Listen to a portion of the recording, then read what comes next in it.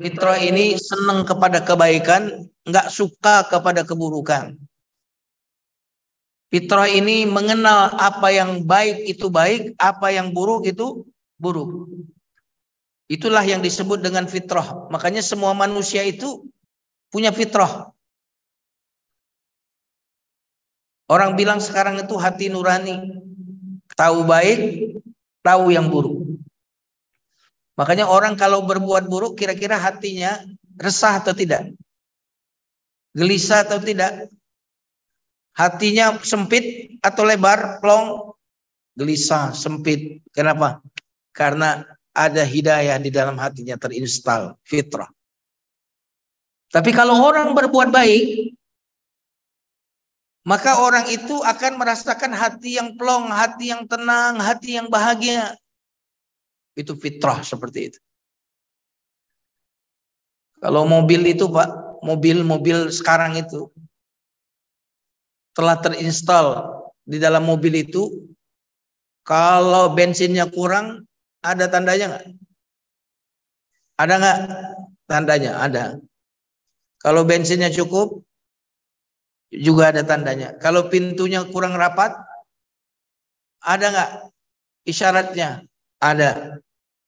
Kalau mobilnya kepanasan, terlalu panas, ada nggak isyaratnya? Nah, mobil ini telah disetting untuk tahu bahaya mobil ini, atau mobil ini dalam keadaan baik-baik saja, atau mobil ini dalam keadaan bahaya. Sang pembuat mobil ini telah membuat mobil ini mampu memberikan sinyal, memberikan informasi apakah mobil ini olinya masih bagus, bensinnya masih cukup, pintunya sudah tertutup, seat beltnya sudah terpasang atau belum. Semuanya sudah ada di dalam mobil ini secara sistem. Ini disebut dengan hidayah. Nyambung ya? Halo? Hidayah bagi apa? Bagi mobil. Ya. Produknya Allah itu jauh lebih canggih dari mobil. Kalau manusia bisa membuat produk sampai sesensitif itu, Pak, untuk menjaga keselamatan kendaraan ini, gitu kan? Untuk menjaga keawetan produk bernama mobil ini, manusia bisa menciptakan sistem itu di dalamnya. Maka Allah Subhanahu wa taala tentu lebih canggih dari semua produsen, dari semua pembuat produk. Maka Allah menciptakan ciptaannya fasawwa, sempurna ciptaannya, walladzi qaddara, menentukan ukuran-ukuran bagi setiap makhluknya, fahada, dan memberikan hidayah kepada makhluknya ini, agar makhluknya ini bisa selamat dari kehancuran, dari kesesatan, dari kerusakan. Maka di dalam diri makhluknya ini terdapat hidayah itu. Dibuatlah oleh Allah sistem, internal sistem yang ada di dalam tubuh manusia itu.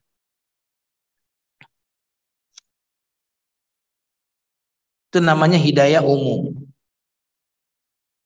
Hidayah apa jemaah? Antum kalau lapar berasa nggak?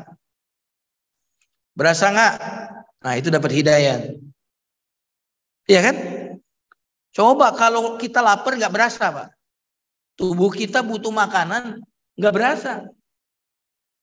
Keburu mati kita. Kalau tubuh kita butuh minuman, ada nggak? Ada isyaratnya nggak? Ada alarmnya nggak? Ada. Kenapa? Hidayah. Oh, ini butuh minuman nih. Tubuh ini butuh. Sama kayak tadi mobil tadi, butuh bensin. Wah, kurang nih. Udah mulai merah nih. Ya kan? Udah mulai kedip-kedip nih. Agar diisi. Diberikan hidayah kepada apa yang membuat selamat. Diberikan petunjuk apa yang membuat sesuatu itu baik. Manusia pun disetting oleh Allah sedemikian rupa. Jamaah sekalian yang dimuliakan Allah Subhanahu wa taala. Ada ayat yang sangat menarik dan menurut saya ayat ini menjadi inti dari kajian kita pada pagi hari ini. Oke. Di sini kalau kita butuh istirahat, apa hidayah yang Allah berikan kepada kita? Ngantuk. Jadi saya lihat di sini dapat hidayah semua nih. Iya kan? Ngantuk, ngantuk, nguap dia kan. Nah itu berarti dia diberikan hidayah. Tubuh kita ini memberikan isyarat apa yang dia butuhkan. Memberikan indikator-indikator apa yang dia butuhkan. Lapar, termasuk sakit Pak. Coba, rasa sakit itu hidayah bukan? Kalau gigi sakit, hidayah bukan? Hidayah, sakit. Coba kalau nggak sakit tiba-tiba udah hancur aja gigi. Sakit agar apa? Agar diobati. Panas tubuh kita itu apa? Hidayah, ada masalah. Jadi subhanallah Allah merancang tubuh manusia ini penuh dengan hidayah-hidayah. Ada ayat yang menjadi inti dari kajian kita pagi hari ini. Ketika Fir'aun bertanya kepada Nabi Musa, ini menarik, jawaban Nabi Musa ini menarik.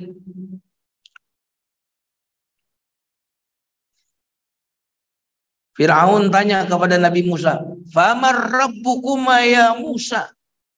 Surat Toha ayat 50. Musa, Tuhanmu itu siapa? Gampangnya kan kalau kita yang ditanya Allah gitu.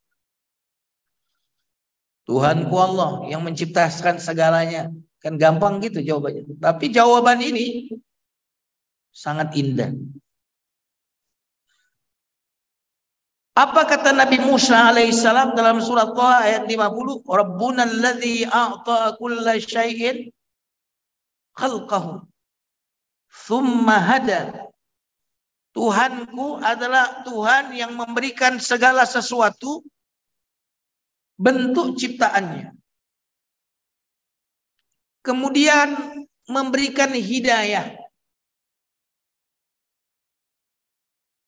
Nabi Musa ingin mengatakan Tuhan itu yang menciptakan segalanya dengan bentuknya masing-masing dan segala ciptaannya itu diberikan hidayah kepada yang menjaga kemaslahatannya dan menghindarkan dia dari bahayanya. Itulah Tuhan. Tuhan itu yang menciptakan dan apa? Memberikan hidayah kepada ciptaan ini. Hidayah kepada apa? Segala sesuatu yang bermanfaat, yang baik buat ciptaannya ini, dan memberikan juga petunjuk apa yang bahaya buat mereka. Inilah Allah. Jamaah sekalian yang dimuliakan Allah Subhanahu wa taala. Mari kita perhatikan ada burung yang disebut dengan burung apa yang suka hijrah itu? Imigrasi. Imigrasi mah tempat buat paspor. Burung yang melakukan migrasi. Subhanallah. Jadi mereka melakukan migrasi ke satu tempat karena burung itu kalau dia berada di satu tempat pas musim tertentu makanan yang mereka butuhkan habis di tempat itu, maka mereka harus melakukan migrasi ke suatu tempat yang lain yang mungkin jauhnya sekitar 10.000 kilometer. Ini kalau di buku saya disebutkan mereka melakukan migrasi hijrah dari Afrika Selatan menuju kepada Beirut. Berarti sekitar 17.000 kilo. Dan mereka tahu tempat yang dituju tanpa kesasar. Di musim-musim tertentu ada jenis hewan yang migrasi untuk kemudian mempertahankan kehidupan mereka.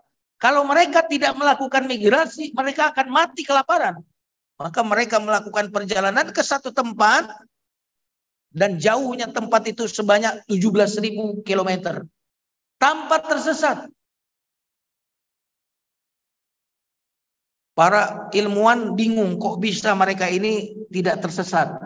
Dan nanti Pak kembali lagi Pak ke tempat semula tanpa tersesat. Bagi siapapun yang ingin ke Masjid Al-Aqsa ini kalau belum pernah pakai Google Map itu dia. Betul nggak? Google Map itu masih bisa. Wah, tuh ada orang yang sampai ke gunung itu. Sampai ke hutan itu gara-gara pakai Google Map. Gara-gara apa? Turn right, turn left, ya kan gitu. Apa lagi? Make U-turn. Oh, maju mundur, maju mundur. Syahrini jadinya. Masih tersesat Pak. Udah dikasih patokan masih tersesat. Burung melakukan migrasi ke satu tempat 17.000 kilo tanpa tersesat. Kalau mereka tersesat beberapa senti saja, kata para ilmuwan, mereka tidak akan sampai tujuannya. Kok bisa? Jawabannya surat Al-A'la. Alladzi qaddara fahada. Yang maha menentukan, mentakdirkan ciptaannya, fahada, memberikan jalan petunjuk kepada ciptaannya. Kok bisa? Jawabannya Nabi Musa kepada Fir'aun. Tuhan adalah yang menciptakan segalanya, lalu memberikan petunjuk jalan kepada yang memberikan kemanfaatan dan kemaslahatan kepada makhluknya.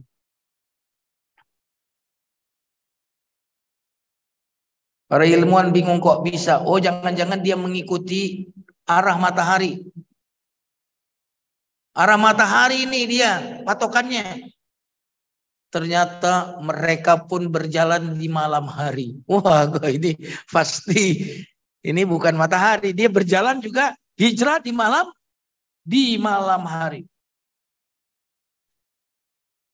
Jamaah sekalian yang dimuliakan Allah Subhanahu wa taala. Maka sampai hari ini para ilmuwan bingung kok bisa burung itu melakukan migrasi. Jangan-jangan mereka punya Google Map internal. Oh, kan kita dulu waktu mobil belum musim Google Map di sini, Mak. Salah satu jualannya orang punya mobil, produsen mobil adalah bahwa di mobil itu ada Google Map-nya. Ya kan? Sekarang tanpa beli itu semua orang bisa pakai Google Map. Belum bisa ditemukan kenapa? Makanya ada sebuah kalimat, tidak mengetahui itulah pengetahuan yang sesungguhnya. Wah, itu kalimatnya. Tidak mengetahui itulah pengetahuan yang sesungguhnya. Manusia itu lemah. Kemarin terjadi gempa di Cianjur. Semoga Allah Subhanahu wa taala memberikan kesabaran kepada saudara-saudara kita yang tertimpa musibah. Amin. Semoga diberikan ganti yang lebih baik dari yang sudah hilang. Semoga menjadi pengangkat derajat di surga. Dan semoga berguguran seluruh dosa-dosanya. Amin ya rabbal alamin. Saya mau tanya ke jamaah, ada nggak hewan yang tahu bakalan gempa? Ada? Ada tidak? Ada. Hewan-hewan itu kalau mau terjadi tsunami, mau terjadi gempa, mereka keluar. Manusia yang katanya sudah maju pengetahuannya, nggak bisa ngedetek itu. Kenapa Allah berikan kelebihan kepada hewan, mengetahui sesuatu yang tidak diketahui oleh manusia, agar manusia jangan kongah dengan kecerdasan dan pengetahuan mereka. Ada makhluk yang lebih rendah menurutmu, tapi dia tahu apa yang tidak kamu tahu. Dari mana ini makhluk-makhluk ini mengetahui akan terjadinya bencana? Al-Hadi, Allah yang maha memberikan hidayah, petunjuk keselamatan kepada makhluk-makhluk. Jamaah sekalian yang dimuliakan Allah Subhanahu wa taala. Para ilmuwan pernah melihat seekor landak. Jadi landak dimonitor. Landak ini memakan bangkai ular. Ular mati dimakan. Setelah memakan ular ini, landak ini memakan satu daun di satu pohon. Makan daunnya, habis makan daun, makan lagi ular tadi. Habis makan ular tadi, datang lagi ke pohon tadi, makan daun lagi. Nah, ilmuwan yang sedang memonitor itu apa yang dia dilakukan, akhirnya pohon itu dibabat, dihabisin. Enggak lama kemudian apa yang terjadi? Landak ini mati. Landak ini mati. Kenapa mati? Karena dia memakan daging ular dan ular itu berbisa, betul nggak? Dan daun yang dia makan dari pohon tadi adalah penawar daripada bisa ular tadi. Ketika pohon itu ditebang, dibabat habis, dia makan daging ular dan tidak ada penetralisirnya. Apa yang terjadi? Mati. Pertanyaannya, siapa yang memberikan hidayah? Wah, ini dia hidayah itu maksudnya.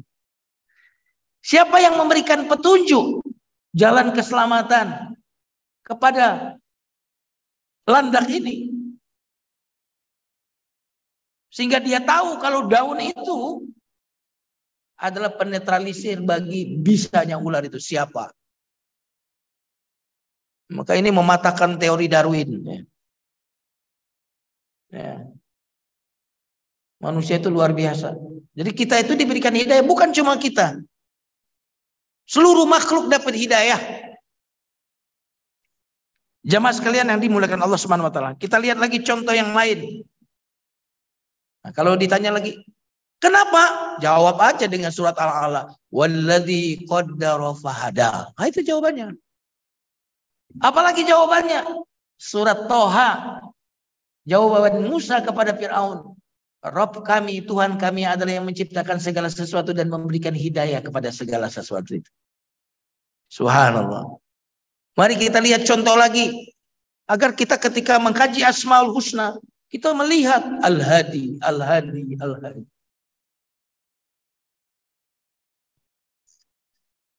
Bapak, kalau hidung dekat sama mulut apa jauh dari mulut?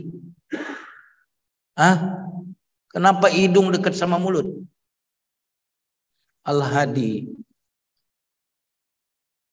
Maka ketika kita memakan sesuatu, baru mau makan, baunya nggak enak, ya kan? Baunya bau basi, langsung kita apain? Hah? Langsung kita buang. Hadi, nggak bagus nih. Nah, langsung deket hidung sama mulut. Al-Hadi. Banyak contoh-contoh. Lidah ini mudah terbakar nggak? Hah? Sensitif nggak lidah ini? Panas sedikit terasa? Terasa. Asin? Terasa. Makanya ketika sesuatu itu sangat panas, otomatis lidah kita itu langsung merasakan, langsung dilepein Pak yang terlalu panas itu. Coba bayangkan kalau dia tidak melalui lidah, langsung masuk ke dalam tubuh kita, rusak tubuh kita ini. Subhanallah. Maka aromanya apa namanya bisa dideteksi oleh hidung. Rasanya masih bagus atau tidak dari lidah kita rasakan. Ini manfaat, ini sudah rusak, ini sudah basi, ini kadaluarsa. Subhanallah, Al-Hadi Maha memberikan petunjuk kepada hambanya kepada kebaikan, keselamatan kepada hambanya. Bukan cuma untuk keselamatan akhirat, keselamatan dunia Allah berikan kepada kita. Ikan salmon. Wah, ini tahu kan ikan salmon? Ikan salmon itu dilahirkan di rawa-rawa. Di muara-muara sungai. Kalau disebutkan di sini contohnya adalah di Amerika Utara. Lahir di rawa-rawa itu, kemudian dia membesar. Setelah 1 tahun, induknya atau ibunya mati. Ketika induknya mati ini, ikan salmon kemudian melakukan hijrah dari tempat itu. untuk kemudian menuju pantai-pantai di Eropa sampai ke Prancis, melakukan perjalanan sampai 3.200 km, Pak. Melakukan perjalanan ikan salmon ini dari satu sungai ke sungai yang lain. Bahkan dia dalam perjalanannya ini, Pak, dari satu sungai ke sungai yang lain melewati sungai yang tinggi, sehingga dia untuk bisa sampai ke sungai itu dia harus melompat tinggi. Dan kemudian jemaah sekalian, setelah sampai di tempat itu, dia pun akan kembali ke tempat dia dilahirkan untuk melahirkan kembali untuk regenerasi, lalu dia mati. Anaknya melakukan itu. Dan saat kembali, dia melewati perjalanan yang cukup jauh tadi. Dari satu sungai ke sungai yang lain. Dan karena dia melawan arus, Pak. Itu berarti luar biasa energi, effort yang harus dia keluarkan. Dan dia bisa membedakan mana sungai yang dia lewati dulu. Padahal semua sungai itu beda, Pak. Rasa air itu beda. Bapak makan Indomie di Indonesia. Bawa Indomie ke Arab Saudi, rasanya beda. Oh, mungkin kalau produksi untuk Saudi beda rasa. Bawalah Indomie dari Indonesia, masak di sana, beda. Kalau mau sama rasanya, bawa Indomie dari Indonesia, bawa juga air dari Indonesia. Baru akan sama, Pak. Makanya di Hong Kong, ini cerita teman saya yang biasa ke Hong Kong. Orang jual Indomie, Pak. Itu beli airnya dari Indonesia. Ini cerita teman saya. Airnya aja dari Indonesia. Di sana ada air. Beda rasanya. Makanya kita masak dulu masakan ibu kita di kampung. Kita masak di sini. Kok beda ya rasanya? Airnya beda. Ini yang sama. Nah, ini dia harus kembali ke tempat lahirnya, melewati sungai-sungai yang pernah dia lewati. Bagaimana dia bisa mengetahui jalan pulangnya? Ribuan kilometer yang telah dia tempuh. Melawan arus. Dari mana dia bisa kembali? Jawabannya, alladzi khalaqa fasawwa walladzi qaddara fahada. Jawabannya adalah surat Toha. Allah yang menciptakan seluruh ciptaannya dan memberikan petunjuk jalan kepada seluruh ciptaan. Keren ya jawaban Nabi Musa, itu keren banget. Jamaah sekalian yang dimuliakan Allah Subhanahu wa taala. Mari kita lihat contoh yang berikutnya. Ini kita masih dalam hidayah ammah. Masih hidayah yang bersifat umum. Semuanya diberikan hidayah. Mata ini hidayah. Mata. Biar tahu nih dengan mata nih. Ini ke sektor 9 atau ini ke Permata Bintaro. Tahu ada pelangnya. Hidayah. Telinga ini hidayah. Telinga. Hidayah. Kulit kita ini hidayah. Untuk merasakan halus, kasar, tajam. Hidayah nih. Anggota tubuh kita nih hidayah semua nih. Otak kita tuh hidayah. Karena yang dilihat oleh mata belum tentu benar. Maka harus ada konfirmasi dari yang hidayah yang berikutnya. Coba tanya mata. Matahari itu besar atau kecil kata mata? Kecil kata mata. Kata akal 100 kali lipat lebih besar daripada bumi. Tanya mata, bintang itu kecil atau besar? Mata bilang kecil. Kenyataannya bintang itu besar. Tanya mata, masukkan tombak ke dalam air. Lurus atau bengkok tombak itu? Tanya mata, bengkok kata mata. Kenyataannya lurus. Maka Allah berikan nih hidayah yang dasar, hidayah yang lebih tinggi lagi, hidayah yang lebih tinggi lagi. Untuk apa? Untuk keselamatan ciptaannya. Alladzi khalaqa fasawwa walladzi qaddara fahada.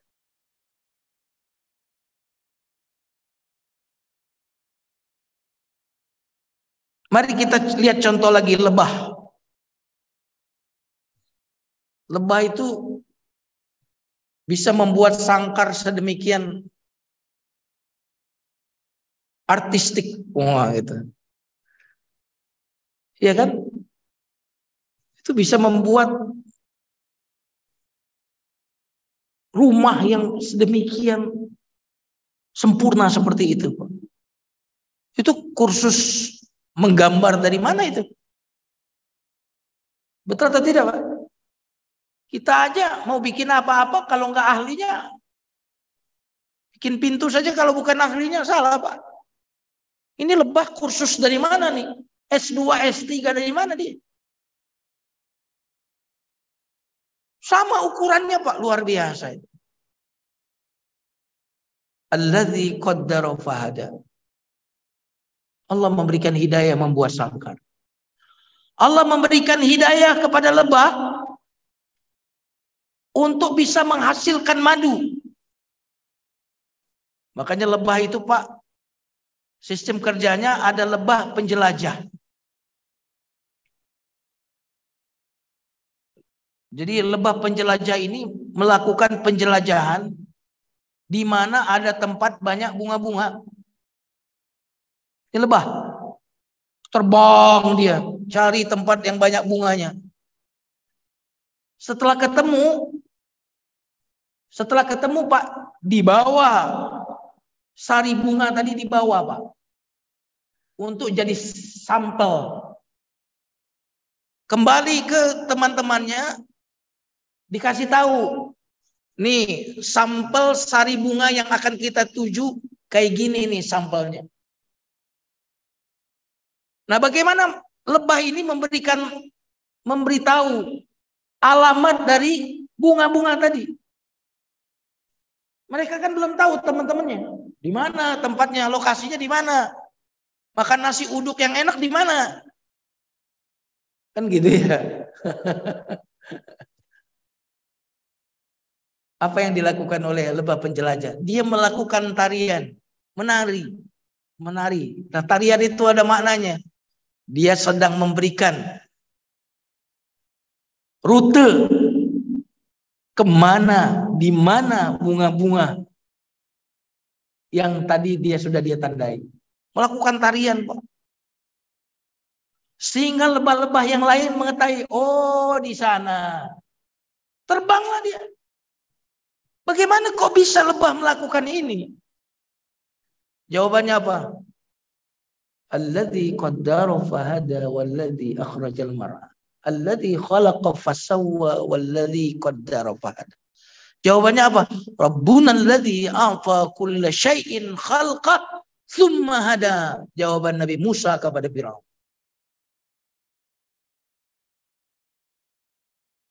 Nah, kalau makhluk-makhluk yang lebih rendah dari kita saja mendapatkan hidayah untuk kemaslahatan hidup mereka, makhluk yang levelnya di bawah kita diberikan petunjuk untuk segala sesuatu yang bermaslahat untuk mereka. Apakah kemudian Allah tidak akan memberikan petunjuk kepada makhluk yang dimuliakannya? Yang malaikat disuruh sujud kepada manusia ini. Yang iblis diusir dari surga karena tidak mau sujud kepada manusia ini. Mungkinkah Allah tidak memberikan hidayah?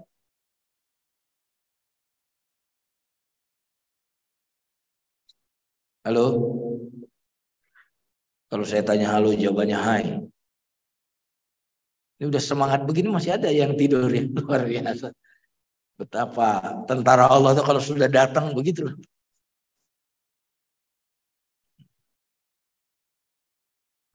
Jamaah sekalian yang dimuliakan Allah. Inilah yang disebut dengan hidayah umum. Hidayah yang kedua adalah hidayah iman. Diberikan apa? Hidayah iman. Hidayah yang ketiga adalah hidayatut taufiq.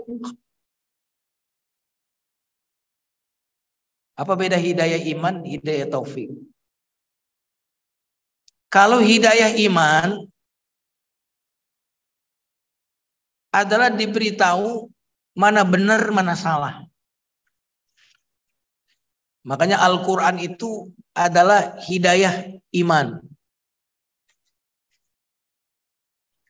Allah berfirman di dalam surat Al-Baqarah, hudal linnas. Ya kan? Syahrul Ramadan alladzi unzila fihi al-Qur'an hudal linnas. Quran itu hidayah buat seluruh manusia. Siapa yang pengen tahu baik, buruk, salah, benar, baca Quran. Dia tahu hidayah nanti. Hidayah yang sifatnya informasi. Itu namanya hidayah. Benar, salah, baik, buruk. Adapun hidayatut taufik adalah bagaimana kita tahu yang benar lalu melakukan kebenaran. Nah, itu berarti orang dapat taufik. Tahu benar, melakukan kebenaran. Berarti hidayat taufik. Tahu salah, lalu yang salah ini ditinggalkan. Maka itu yang namanya hidayatut taufik. Dengar azan, hayya 'alal falah.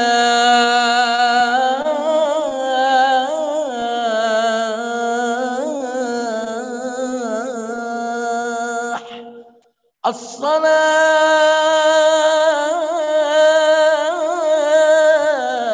khairum minan naum. Dengar nggak? Dengar.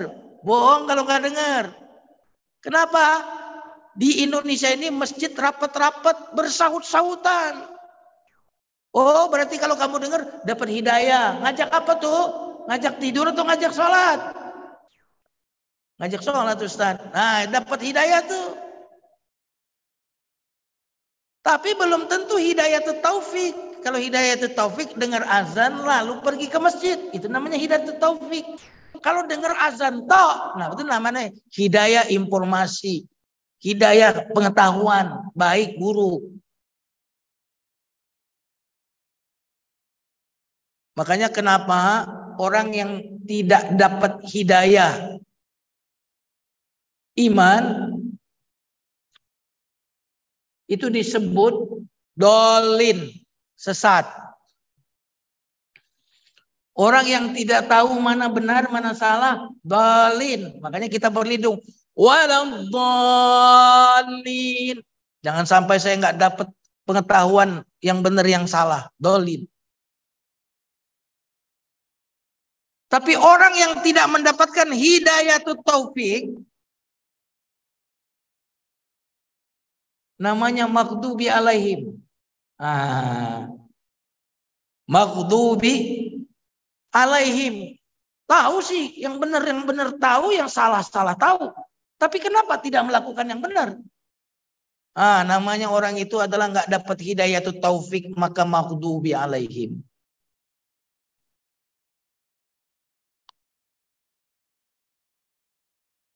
Saya mau tanya ini, orang Islam di sekitar Permata Bintaro ini, tahu nggak sholat berjamaah itu lebih baik 27 kali lipat dibandingkan sholat sendirian? Tahu nggak kira-kira mayoritas? Tahu nggak? Itu dapat hidayah tuh. Ke masjid nggak? Mayoritas. Nggak dapat hidayah tuh taufik tuh. Beda. Semua informasi tentang Islam bisa kita googling. Bisa googling mengakses berita, itu namanya hidayah. Saya nggak ngerti bahasa Indonesia, Ustaz. Dengar Zakir Naik. Itu bahasa Inggris dia. Makanya Zakir Naik itu hidayah dari Allah itu. Buat siapa? Buat orang Amerika. Makanya di Qatar saat Piala Dunia Allah datangkan Zakir Naik karena dia dilarang untuk memberikan hidayah ke negara-negara tertentu, dibatasi perjalanannya. Tapi dari seluruh negara datang ke Qatar dan Zakir Naik dibolehkan untuk ceramah di sana.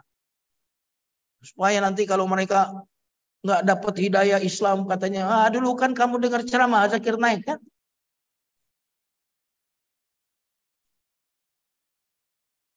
Halo, saya minum dulu, dapat hidayah udah. Ya, terasa di tenggorokan saya. Minum, Ustaz di mana itu minum. Coba Coba kalau nggak ada perasaan haus. Keburu tubuh saya dipisit air, mati saya tanpa saya sadari. Allah berikan hidayah. Bismillahirrahmanirrahim.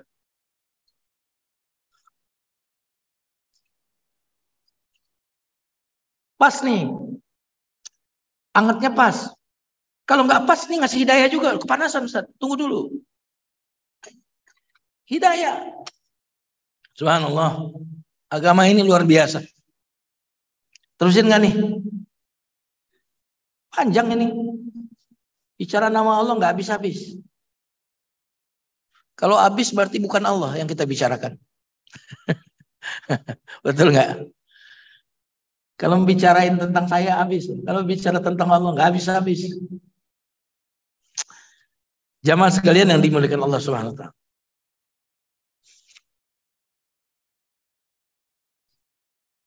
Jadi ada hidayah umum, petunjuk untuk meraih kemaslahatan hidup dunia ini. Maka hewan pun tahu Pak cara melindungi diri. Landak itu kalau ada musuh keluar itunya Pak. Duri-durinya. Ada hewan yang bisa menyamarkan diri. Sehingga pemangsa tidak tahu kalau itu adalah dirinya. Ada bunglon. Banyak sekali cara-cara mereka memprotek diri. Allah berikan petunjuk. Nyamuk, bagaimana dia menangkap lalat? Tahu kan dia petunjuk? Cicak-cicak di dinding.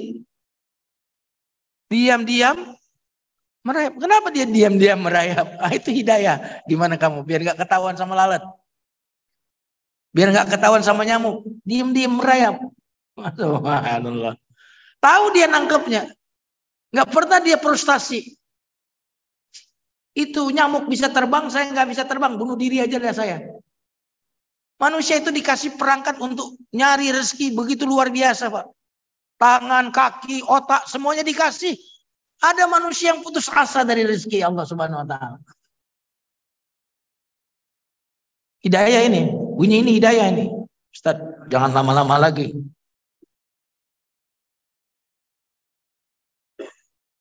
Ya.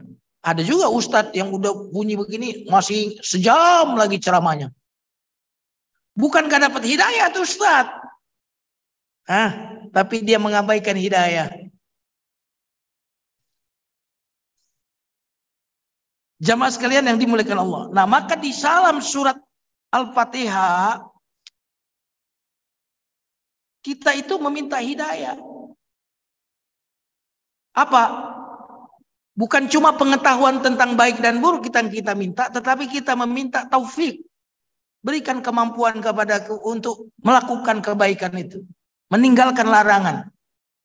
Aku baca Quran, berikan kemampuanku mengamalkan Quran. Itu hidayah taufik. Pertolongan Allah agar kita melaksanakan kebaikan. Menambah kebaikan kita. Merasakan lezatnya ketaatan. Istiqomah di dalam ketaatan. Itu juga adalah hidayah.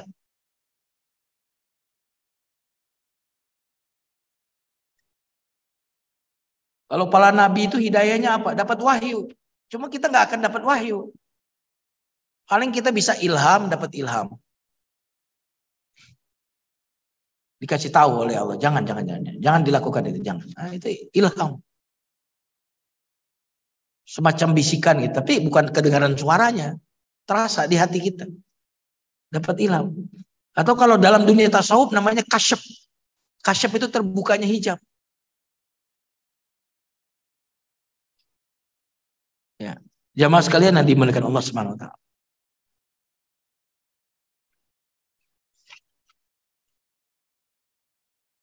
Allah Subhanahu wa taala berfirman di dalam surat Asy-Syams. Wa nafsin wa ma sawwaha. Demi jiwa dan kesempurnaan jiwa itu. Apa kesempurnaan jiwa manusia? Fa'alhamaha fujuraha wa taqwaha. Allah mengilhamkan kepada setiap jiwa manusia. Ilhamkan apa? Takwa, perbuatan baik, manusia tahu itu baik. Perbuatan fujur, manusia tahu itu fujur. Saat melihat keburukan, manusia tahu itu buruk. Saat melihat kebaikan, manusia tahu itu kebaikan. Itulah yang maksud dengan fa'alhamaha ujuraha wa taqwa. Manusia tahu yang buruk itu buruk, yang baik itu baik, manusia tahu. Tapi apakah manusia itu otomatis melakukan kebaikan dan meninggalkan keburukan? Belum tentu. Makanya prestasi kita adalah apa? Qad aflaha man zakkaha wa qad khaba man dassaha. Sungguh sukses orang yang melakukan kebaikan. Dan sungguh rugi, celaka orang-orang yang melakukan keburukan. Udah dikasih tahu yang baik itu baik, yang buruk itu buruk. Tapi prestasi bukan cukup di situ. Prestasi itu ketika kita melakukan kebaikan, tahu kebaikan dan melakukannya. Qad aflaha man zakkaha. Tahu keburukan dan meninggalkannya. Wa qad khaba man dassaha. Nyambung ya? Saya mau tanya. Kalau orang selingkuh sembunyi-sembunyi nggak? Sembunyi nggak? Kalau sama istri sendiri sembunyi nggak? Kalau orang sama istri sendiri kira-kira gandengnya sembunyi-sembunyi atau terang-terangan? Terang-terangan. Kenapa? Yang ini halal, yang itu haram. Anak muda kalau pacaran di tempat yang terang atau remang-remang? Hah? Takut dia jawabnya, takut. Wah, kayaknya pengalaman. Hah? Pasti tempat yang gelap-gelap.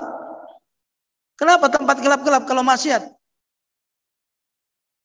Karena mereka tahu itu nggak benar, nggak bagus. Hanya sembunyi-sembunyi. Pak, kenapa orang itu kalau di tempat maksiat itu narkoba dijual di sana, minuman keras di sana dijual? Kenapa? Karena orang itu kalau nggak mabok duluan, berat dia bisa melakukan keburukan. Otaknya itu berceramah kepada dia, kamu gimana sih berzina? Kamu kenapa sih? Dia diceramahi oleh dirinya, Pak. Bagaimana dia bisa merasa tidak bersalah dalam melakukan dosa? Harus minum minuman keras, Pak. Harus mengkonsumsi narkoba. Maka narkoba ini, minuman keras ini, itu dijual di tempat-tempat perzinahan, Pak. Pasti itu. Karena kalau tidak minum itu, Pak, tidak mudah bagi manusia itu untuk melakukan kemaksiatan. Bunyi itu tubuh mereka bunyi. Otak mereka itu ngomong. Hati nurani ngomong. Berat, Pak. Nembak orang. Wah, mau nembak itu Pak mikir. Harus mengkonsumsi narkoba dulu baru bisa nembak.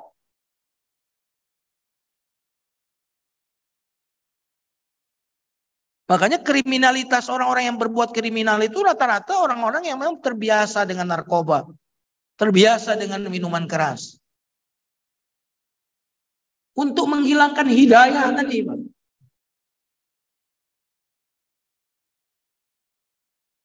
Nah, jamaah sekalian yang dimuliakan Allah Subhanahu wa taala,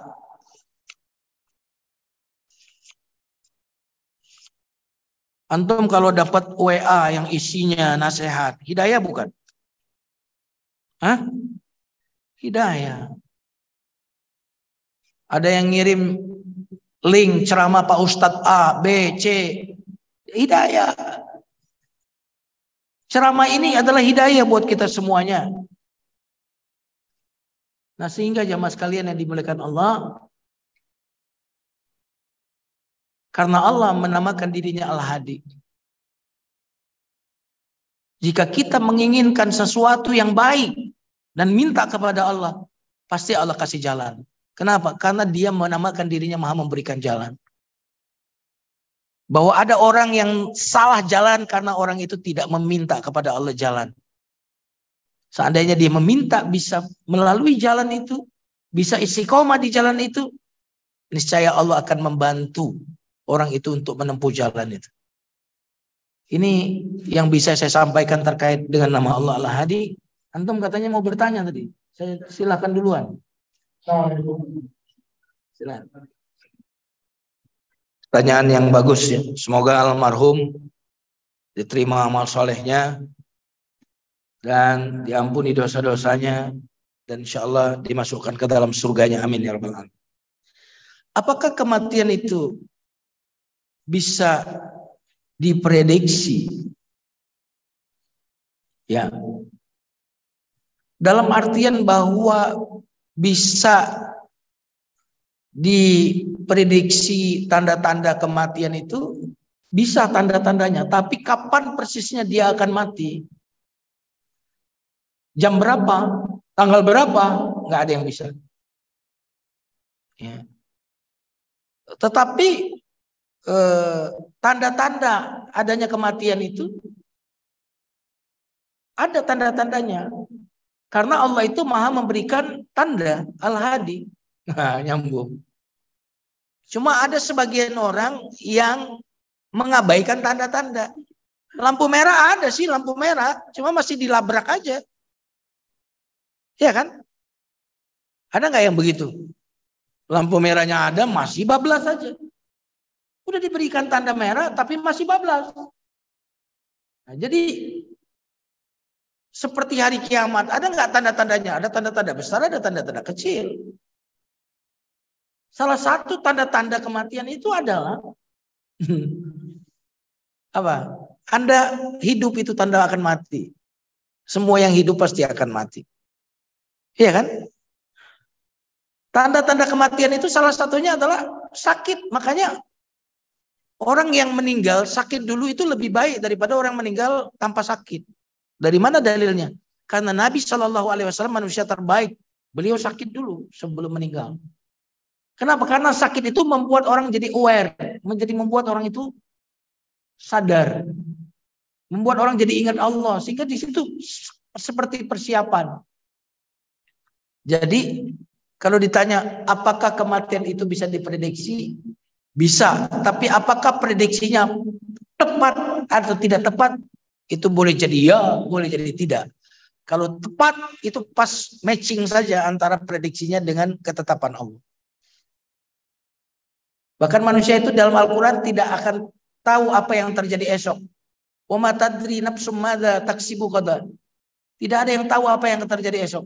Wa ma tadri nafsum bi ayyi ardin tamut. Tidak ada yang tahu di tempat mana dia akan mati. Kematian itu pasti, tapi misteri. Nah, gitu. Makanya tidak tanda-tanda orang mau mati apa? Sakit parah. Tapi ada orang yang panjang umurnya mesti sakit parah. Ada orang yang mati tanpa satu penyakit. Jadi kita bisa memahami tanda-tandanya saja, tapi tidak bisa memastikan. Itu jawabannya. Makanya dokter tadi kebetulan cocok. Sebentar lagi. Bilangnya jam kan. Tapi ternyata bukan jam kan. Berhari, sehari, 2 hari baru mati.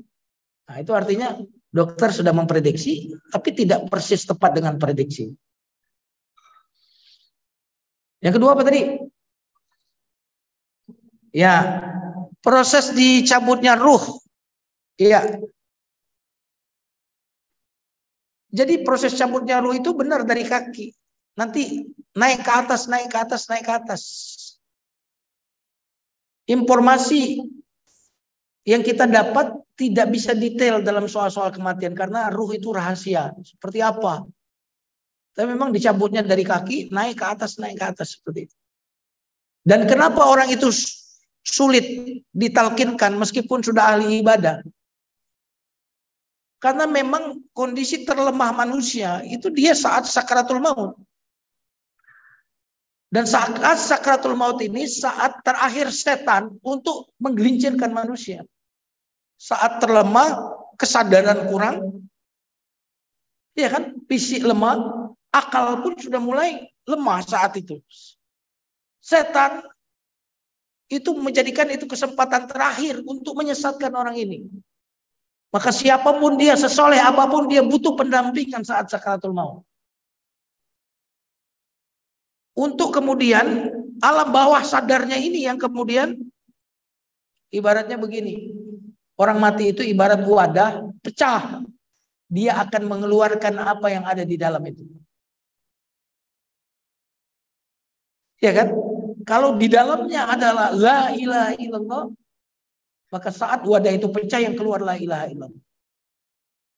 Maka kita perlu menjadikan zikir itu bagian yang sudah terinternalisasi di dalam hati kita. Sudah masuk dalam alam bawah sadar kita zikir. Coba perhatikan orang itu kalau sudah masuk alam sadar.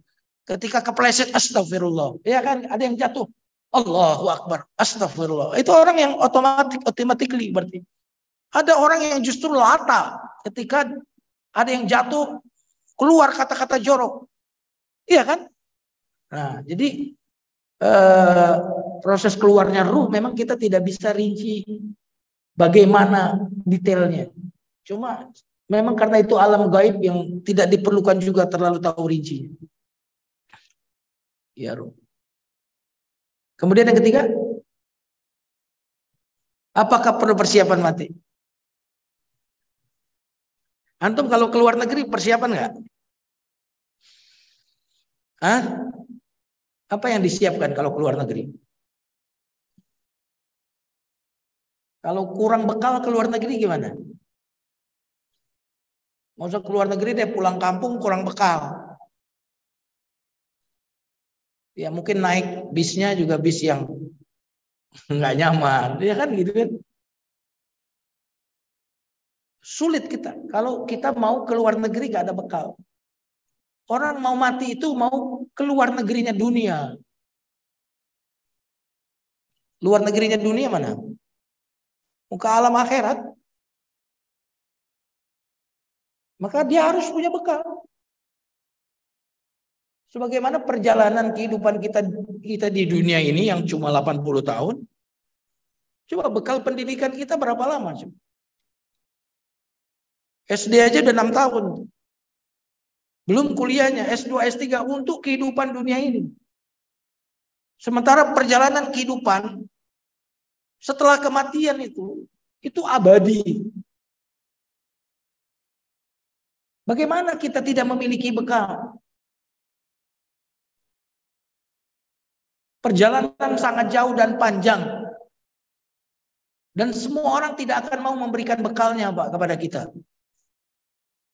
Yauma la yajzi walidun an waladihi wala mauludun an walidihi syai'a. Yauma yafirul mar'u min akhihi wa ummihi wa abihi. Semua orang nanti tidak mau memberikan bekalnya kepada yang lain. Ayah nggak mau memberikan kepada anaknya. Anak juga begitu. Nafsi orang ego saat itu. Kalau perlu semua orang masuk neraka, yang penting saya selamat.